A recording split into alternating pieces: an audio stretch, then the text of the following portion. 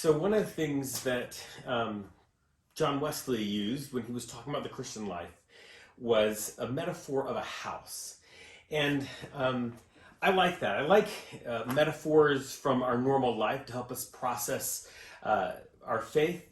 And today I want you to think about one of the rooms in your spiritual house as being like this. This is the workshop area of my garage where we've been doing some really cool things. My son has made this Minecraft sword for one of his classes. And sometimes we will think about our faith, and one of the things that we need to do in our faith as being like a living room, relaxing, laying on the couch of our life, and just experiencing God. But when you read the Bible, when you look at the New Testament, man, I mean, yes, there's times for couches, there's times for relaxing in God's presence, but that's really to fuel us to get out here and use the tools that God has given us to do something about what's going on in the world.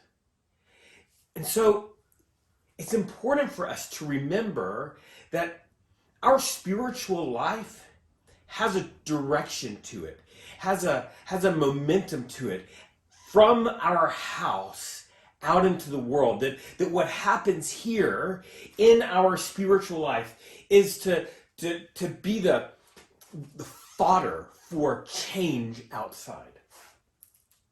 And so but the spiritual life, when we have a workshop in our spiritual life, it's kind of like a real workshop, in that these tools are really powerful. They can do really great things. They can also do really harmful things if we aren't careful.